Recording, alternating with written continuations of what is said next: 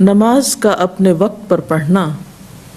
صحابہ کرام جن کے اندر نیکی کے کاموں میں آگے بڑھنے کا ایک شوق تھا، سبقت کی ایک خواہش تھی، وہ اللہ کے رسول صلی اللہ علیہ وسلم سے ایسے سوالات کیا کرتے تھے کہ جن کے ذریعے انہیں معلوم ہو سکے کہ وہ زیادہ سے زیادہ بھلائی کے کام، نیکی کے کام کیسے کر سکتے ہیں۔ انہی سوالوں میں سے ایک سوال اس بارے میں تھا کہ سب سے افضل کام کون سا ہے، سب سے بہترین کام کون سا ہے؟ تو آپ صلی اللہ علیہ وسلم نے فرمایا، نماز کا اپنے وقت پر پڑھنا۔ ہم سب جانتے ہیں کہ نماز ایمان کی پہچان ہے۔ انسان جب لا الہ الا اللہ پڑھتا ہے، اپنے رب پر ایمان لاتا ہے، تو اس کا اقرار نہ صرف یہ کہ اپنی زبان سے کرتا ہے، بلکہ اس کا عمل اس کی تصدیق بھی کرتا ہے۔ ایمان کی تصدیق کرنے والے اعمال میں سے ایک عمل نماز پڑھنا ہے۔ نماز بذات خود ایک بہترین کام ہے، لیکن وہ نماز جو اپنے وقت پر پڑھی جائے وہ سب سے افضل عمل قرار پاتی ہے۔ ایک حدیث میں آتا ہے، حضرت عائشہ رضی اللہ تعالی عنہا روایت کرتی ہیں کہ آپ صلی اللہ علیہ وسلم نے کوئی نماز اس کے آخری وقت میں نہیں پڑھی یہاں تک کہ اللہ نے آپ کو وفات دے دی۔ یعنی آپ صلی اللہ علیہ وسلم کا اپنا ذاتی طرز عمل کیا تھا کہ آپ نماز کو ہمیشہ اول وقت پر ادا کیا کرتے تھے۔ پھر اسی طرح ہم دیکھتے ہیں کہ نماز کو تاخیر سے ادا کرنا منافقت کی علامت ہے۔ قرآن پاک میں اللہ تعالیٰ فرماتے ہیں منافقین کے بارے میں، وَإِذَا قَامُوا إِلَى الصَّلَاةِ قَامُوا كُسَالَىٰ، جب وہ نماز کے لیے کھڑے ہوتے ہیں تو سستی کے مارے، اور سستی میں تاخیر بھی شامل ہے۔ يُرَاءُونَ النَّاسَ، لوگوں کو دکھانے کے لیے، یعنی دکھاوا کرتے ہیں۔ وَلَا يَذْكُرُونَ اللَّهَ إِلَّا قَلِيلًا، اور اللہ کو یاد نہیں کرتے مگر بہت تھوڑا، کیونکہ جب آپ نماز دیر سے شروع کریں گے تو لازمی طور پر پھر جلدی جلدی پڑھیں گے، اور جب آپ کو نماز میں جلدی ہوگی تو پھر خشوع و خضوع تو پیدا ہو نہیں سکتا، اور اگر نماز میں خشوع نہ ہو تو انسان صحیح معنوں میں اللہ تعالیٰ کا قرب بھی محسوس نہیں کرتا، اس میں پھر اللہ کی یاد کا حصہ بہت کم رہ جاتا ہے۔ لہٰذا یہ منافقت کی علامت ہے کہ انسان نماز میں تاخیر کرے اور سستی کے مارے پڑھے، یعنی نماز پڑھنے کے لیے اس کے اندر کوئی امنگ ہی نہ ہو، شوق ہی نہ ہو۔ حالانکہ نماز کیا ہے؟ اللہ سے ملاقات کا ایک ذریعہ ہے، اللہ تعالیٰ سے اپنے تعلق کی تجدید ہے، اپنے گناہوں کی معافی ہے، اپنی بھلائی کی دعائیں ہیں، دنیا اور آخرت کی خیر اور برکت کے لیے اللہ تعالیٰ سے ایک دعا ہے۔ اس کی وضاحت ایک حدیث بھی کرتی ہے۔ آپ صلی اللہ علیہ وسلم نے فرمایا، منافق کی نماز عصر یہ ہے کہ وہ بیٹھا آفتاب کے زرد ہونے کا انتظار کرتا ہے، یعنی دھوپ پیلی پڑنے کا، یہاں تک کہ جب وہ زرد ہو جاتا ہے تو وہ نماز کے لیے کھڑا ہو جاتا ہے اور 4 ٹھونگے مارتا ہے، اور اس میں اللہ کو یاد نہیں کرتا مگر بہت تھوڑا۔ یعنی اول وقت میں نماز نہیں پڑھتا، لیکن جب بہت تھوڑا وقت رہ جاتا ہے تو نماز کے لیے اٹھتا ہے۔ منافق کا یہ طرز عمل اس بات کی علامت ہے کہ اس کے دل میں اللہ کا خوف نہیں، اللہ کی محبت نہیں، وہ دل تقویٰ سے خالی ہے، کیونکہ ہو نہیں سکتا کہ جس دل میں اللہ کی محبت ہو، جس دل میں اللہ سے ملاقات کا شوق ہو، پھر وہ دل نماز کی طرف راغب نہ ہو۔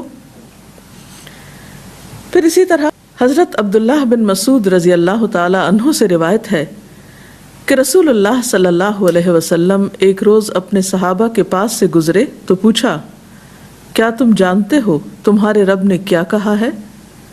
صحابہ کرام نے 3 مرتبہ عرض کی، اللہ اور اس کا رسول صلی اللہ علیہ وسلم بہتر جانتے ہیں۔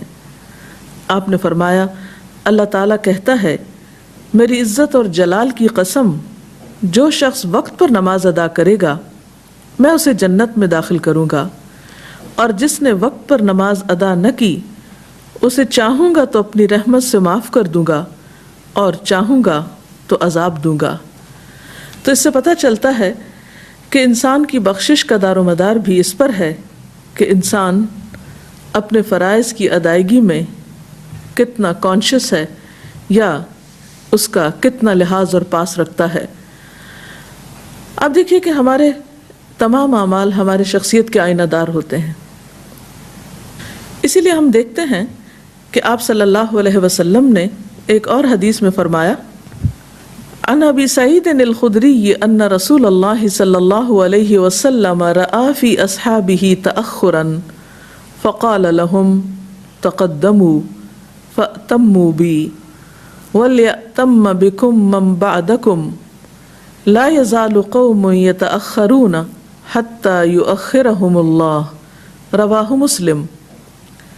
سیدنا ابو سعید خدری رضی اللہ تعالی عنہ سے روایت ہے بے شک رسول اللہ صلی اللہ علیہ وسلم نے اپنے اصحاب میں پیچھے رہنا دیکھا تو آپ صلی اللہ علیہ وسلم نے ان سے فرمایا آگے بڑھو اور میری اقتداء کرو، اور جو تمہارے بعد کے لوگ ہیں وہ تمہاری اقتداء کریں۔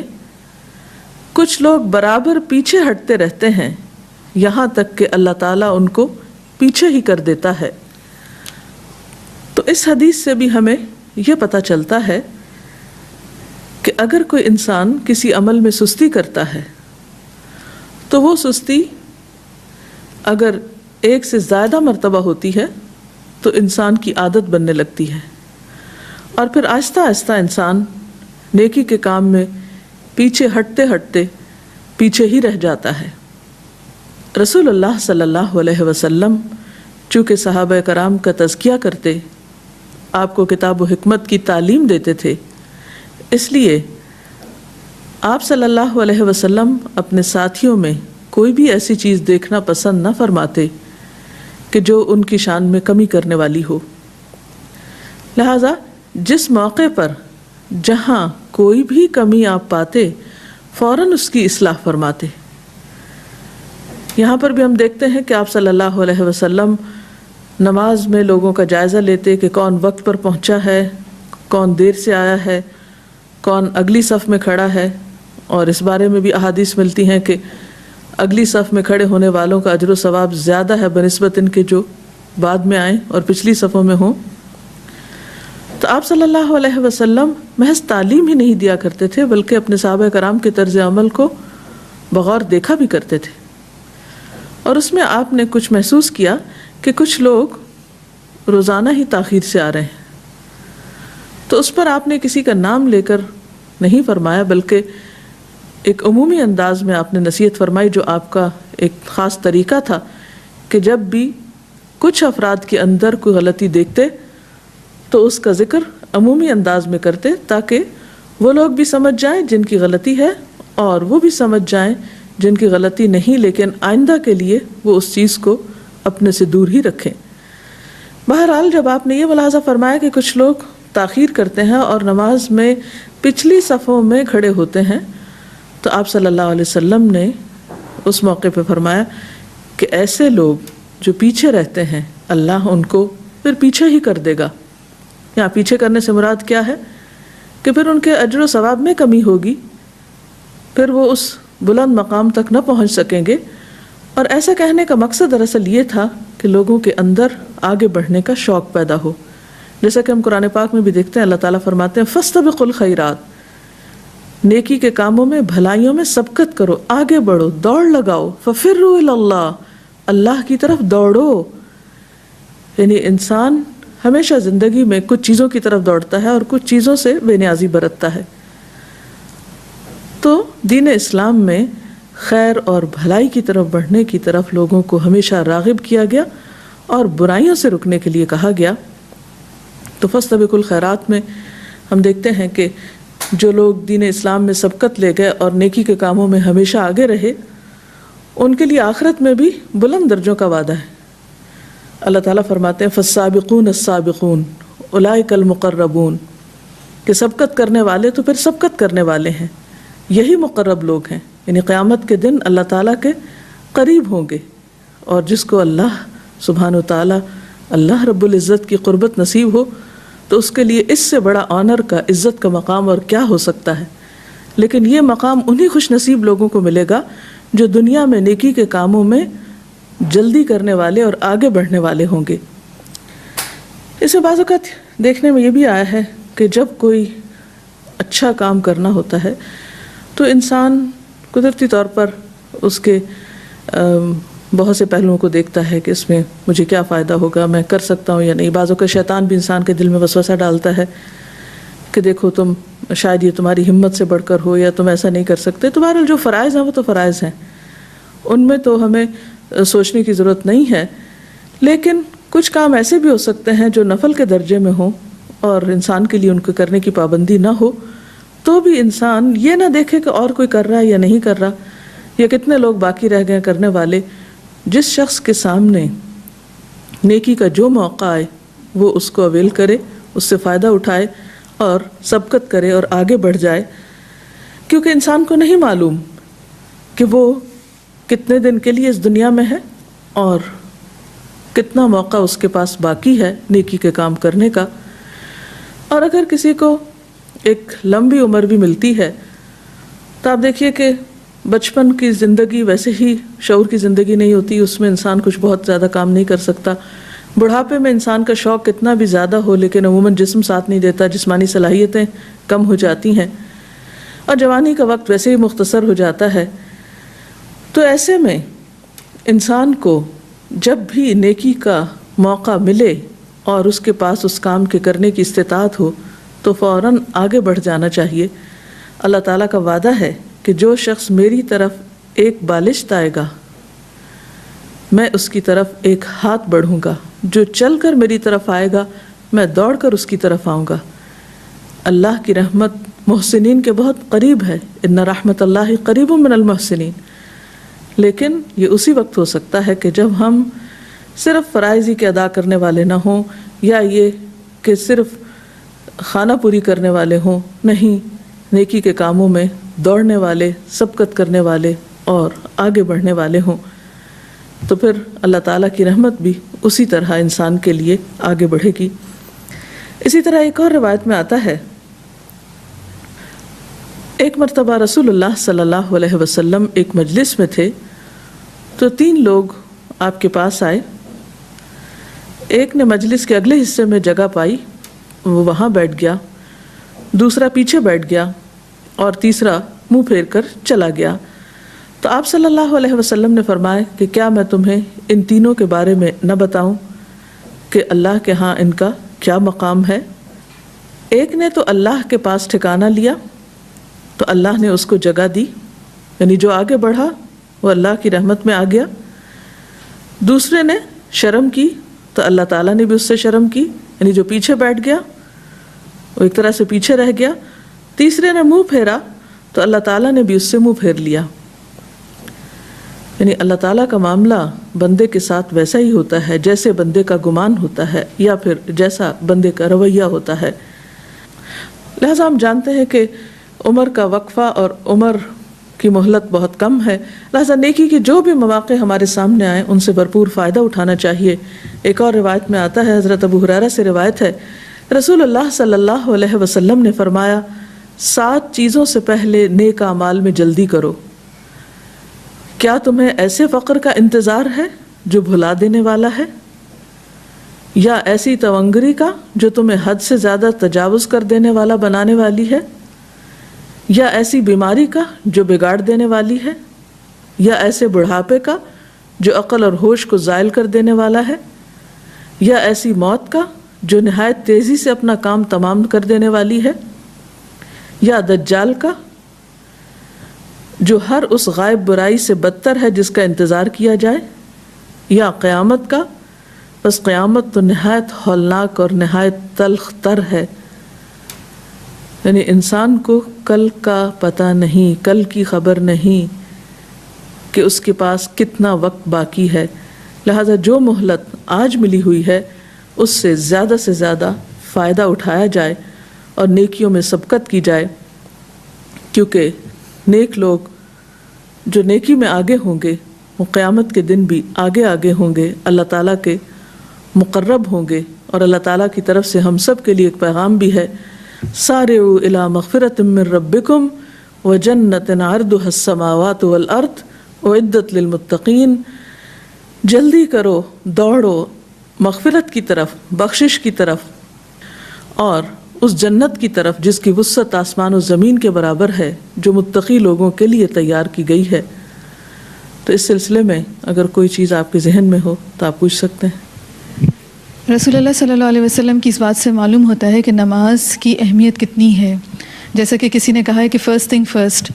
تو اس حوالے سے اس بات پر میں آپ سے چاہوں گی کہ آپ اس پر مزید روشنی ڈالیں کہ how to keep it first, یعنی اپنی زندگی کی مصروف ترین زندگی میں دوسرے کاموں میں ہم نماز کو کس طرح اپنے آپ کو آرگنائز کریں یا مینیج کریں کہ ہم نماز کو اول وقت میں پڑھ سکیں. بات یہ ہے کہ جو کام ہمیں کرنا ہے وہ تو کرنا ہی ہے، پہلے کریں یا بعد میں کریں، یا تو یہ کہ کرنا نہیں. جب کرنا ہی ہے تو کیوں نہ اس وقت پر کر لیا جائے جب کرنا زیادہ فائدہ مند ہے. کوئی بھی کام اگر وقت گزرنے کے بعد کیا جاتا ہے یا بعض اوقات تاخیر سے کیا جاتا ہے تو اس کا نقصان کیا ہوتا ہے. مثال کے طور پر آپ دیکھیں کہ اگر عید گزرنے کے بعد آپ عید کی تیاری کر رہے ہیں تو اس کا کیا فائدہ. اسی طرح اگر نماز کا وقت گزرنے کے بعد یا افضل وقت گزرنے کے بعد آپ ایک کام شروع کر رہے ہیں تو اس سے آپ کا کیا فائدہ ہوگا. پھر اسی طرح یہ ہے کہ یہ صرف نماز میں تاخیر ہی کی بات نہیں، یہ ایک پورے ایٹیٹیوڈ کی بات ہے. جو انسان اپنے فرائض اور ذمہ داریوں کا احساس رکھتا ہے اور اپنی زندگی میں ترجیحات کو متعین کر سکتا ہے وہی ایک کامیاب انسان ہے. تو نماز اصل میں ہمیں ہماری ذمہ داریوں کا احساس سکھاتی ہے، اور پھر یہ کہ جو اول درجے کی ذمہ داریاں وہ اول وقت پر ہی ادا کر لی جائیں، کیونکہ تاخیر نقصان دہ ہو سکتی. مثلا اگر آپ کسی بھی کام کے لیے دیر سے گھر سے نکلتے ہیں تو ہو سکتا ہے کہ وہ اپرچونٹی آپ کے ہاتھ سے ہی چلی جائے. مثلا اگر آپ کو کسی جہاز پر یا ریل پر بیٹھ کر کسی دوسرے شہر میں جانا ہے اور آپ وقت پر گھر سے نہیں نکلتے، ہو سکتا ہے رستے میں آپ کو ٹریفک ملے یا کوئی بھی اور ایسی مجبوری ہو کہ جس کی وجہ سے آپ کو سارا پلان ہی ختم ہو جائے، خراب ہو جائے. تو اس کا نقصان کس کو ہوگا؟ یعنی صرف دین کے معاملات میں نہیں، دنیا کے معاملات میں بھی بعض چیزوں میں تاخیر انسان کو بے حد نقصان دیتی ہے. اور اس میں بھی آپ دیکھیے کہ نماز دراصل یا ہمارا دین دراصل کچھ چیزوں کی پابندی جو ہم پر ڈالتا ہے تو وہ آخرت میں تو فائدہ مند ہے ہی، ہماری دنیا میں بھی بے حد فائدہ مند ہے کہ اس سے ہماری عادات میں بہتری ہوتی ہے. چونکہ نماز ایک فرض عبادت ہے، تو اگر کوئی انسان اپنے فرض عبادت میں پنکچوئل ہے اور وقت کا پابند ہے تو اس کا یہ احساس ذمہ داری اس کو صرف نماز کے وقت نہیں، اس کو باقی زندگی میں بھی فائدہ دے گا. جی آپ کچھ کہنا چاہیں؟ اسی بات کو میں آگے بڑھاتے ہوئے تھوڑا سا پوچھنا چاہوں گی کہ جیسا کہ نماز کی اہمیت اس حدیث سے واضح ہے، لیکن اس کے باوجود ہم دیکھتے ہیں کہ ہمارے معاشرے میں نماز پڑھنے کا جو شوق ہے وہ آہستہ آہستہ ختم ہوتا جا رہا ہے. اور اسپیشلی ہمارے یوتھ کے حوالے سے اگر بات کی جائے تو ان کے اندر یہ عادت بہت ہی زیادہ کم ہے. تو اس سلسلے میں اگر آپ کچھ تھوڑا سا کوئی پریکٹیکل ٹپ یا کوئی ایسی ایڈوائس دینا چاہیں کہ جو ہیلپ فل ہو سکتی ہے. اس سلسلے میں آپ دیکھیے کہ کوئی بھی درخت ایک دن میں نہیں لگتا. اگر بیج ڈالنے کے موسم میں بیج نہ ڈالا جائے تو جب پھل لینے کا وقت آتا ہے اس وقت پھل نہیں اترتا. جیسے ہر چیز کی پلانٹیشن کا ایک وقت ہوتا ہے، ایک خاص موسم ہوتا ہے. اگر اس وقت میں وہ کام نہ کیا جائے تو جیسے بے وقت کرنے سے وہ نتائج حاصل نہیں ہوں گے. اسی طرح اگر بچوں کے اندر بچپن سے ایک عادت نہ ڈالی جائے، یعنی وقت کی پابندی کی یا نماز کی پابندی کی، تو بڑے ہو کر ناممکن تو کوئی چیز نہیں لیکن مشکل ضرور ہوتا ہے. اسی لیے ہم دیکھتے ہیں کہ نبی صلی اللہ علیہ وسلم نے 7 سال کی عمر سے ہی نماز کی عادت ڈالنے کا حکم دیا کہ بچوں کو نماز کے لیے کہنا شروع کرو. اور 10 سال کی عمر میں اگر وہ نماز نہ پڑھے تو سختی بھی کرو ان پر. یعنی کسی اور معاملے میں سختی کا حکم نہیں جس طرح نماز کے معاملے میں. ایسا کیوں ہے؟ اس لیے کہ 7 سال کی عمر اگرچہ ایک بچپنے کی عمر ہے. اب دوسری طرف ایک اور حدیث میں بھی آتا ہے کہ رفع القلم عن 3، 3 لوگوں سے قلم اٹھا لیا گیا ہے، یعنی ان کے اعمال نامے نہیں لکھے جاتے، جن میں سے ایک بچہ ہے جو کہ ابھی چھوٹا ہے اور اس نامہ اعمال ابھی تیار نہیں ہو رہا. لیکن اس کے باوجود جبکہ نامہ اعمال ابھی نہیں تیار ہو رہا اور اس پر فرض ہے ہی نہیں نماز، پھر بھی کیا حکم ہے کہ اسے نماز پڑھنا سکھاؤ یا اس کو نماز کی عادت ڈالو. 3 سال تک اسے مہلت دی گئی، یعنی 10 سال کی عمر تک. 10 سال میں بھی نماز فرض نہیں ہوتی، نماز تو بلوغت پر فرض ہوتی. ہاں اگر 10 سال کا کوئی بچہ یعنی بچی بالغ ہو جاتی تو پھر الگ بات ہے. تو اس سے پتہ یہ چلتا ہے کہ کوئی ایسی ٹیمپریری یا وقتی یا آسان ٹپ نہیں ہے کہ جس سے جوان ہونے کے بعد کوئی شخص جلد نماز کا عادی ہو جائے. اس کی تیاری شروع سے کرنی ہوگی. ہاں بڑے ہو کر بھی فرض تو فرض ہے، اسے چھوڑا نہیں جا سکتا. ایسے میں جو چیز بہت مددگار ہوتی ہے وہ یہ کہ دوسرے کو عملی طور پر مدد دینا نماز کے اوقات میں. مثلا ہم بچوں سے یہ نہ کہیں کہ جاؤ نماز پڑھو یا اٹھو نماز پڑھو، ہم یہ کہیں کہ آئے نماز پڑھتے ہیں. ان کو ساتھ لے کر چلیں، ساتھ نماز کے اوقات میں کھڑا کریں، ان کو کمپنی دیں. اور آپ دیکھیں گے کہ اس سپورٹ سے بھی ان کے لیے کام کرنا آسان ہو جائے گا. اور اس کے ساتھ ساتھ ان کے لیے دعا بھی کریں کیونکہ دعا بہرحال فائدہ دیتی ہے. اس کے ساتھ ہی ہماری آج کی گفتگو مکمل ہوتی ہے. اجازت چاہتے ہیں. السلام علیکم ورحمۃ اللہ وبرکاتہ.